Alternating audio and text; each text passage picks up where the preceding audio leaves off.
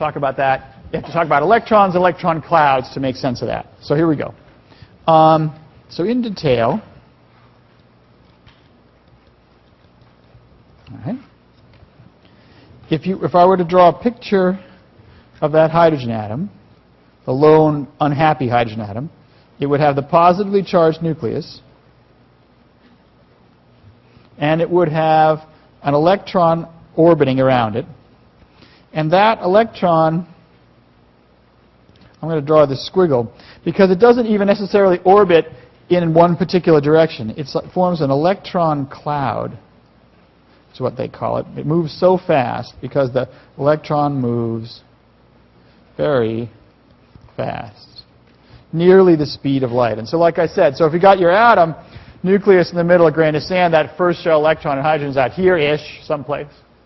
It's moving around so fast, inconceivably fast, that this thing behaves as though it was a sphere of negative charge.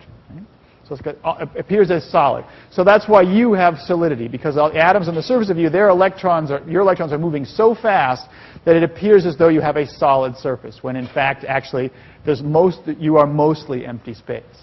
Okay? So that's the lone unhappy atom. So what's the difference between that and hydrogen, a molecule of hydrogen, or two hydrogen atoms covalently bonded? The difference there is the following. Is that you've got, on one side, you go at one H nucleus over here, and over here, you have the other H nucleus. And in between, you have two electrons, and they form a cloud of negativeness, which sometimes is how I feel on certain days, but other days I feel more of a cloud of positive. But so there's a cloud of negativeness in between them, because what makes the bond is that the electrons spend most of their time between the nuclei. Right, so we're in the middle. As a result, the negatively charged electron cloud in the middle pulls the positive nuclei together. It's all about unlike charges.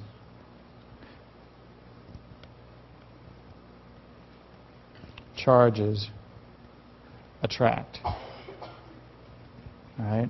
And this is equal to a covalent bond.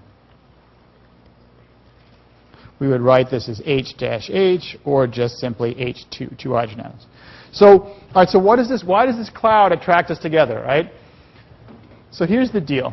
If this is a hydrogen nucleus and I'm a hydrogen nucleus, you're not going to bring the two of us together. We're both positively charged. We're going to repel each other big time. Unless the following happens.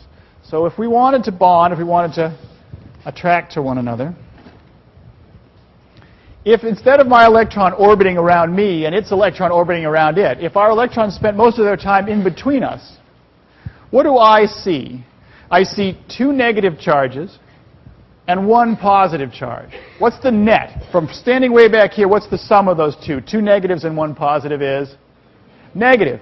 How am I going to feel about a cloud of negative stuff if I'm positively charged? I'm going to move in or away? I'm going to be attracted in. Likewise, this guy is going to be seeing two minuses and a plus over there, a net negative charge. He's going to be pulled in. And so what the glue that holds us together, when we draw that single line, when I link these two together in a bond, it's just a cloud of electrons, negative charges, and we're both pulled into it. Because we share our electrons, you end up with two in the middle, canceling out the positive charge on either end, and it pulls us together. That's all. There's no stick, there's no rod, there's no spring connecting us together. There's a cloud of electrons that now we travel together, because if I move too far away, if I were to try to move too far away, well then the negative charge will pull me back in. If I move this way, if I try to walk away, it's going to pull him with me. So we're going to travel together as partners. Right? I want to show you an animation of that in just a second, but all there is just a cloud of negative charges between us which pulls us in together.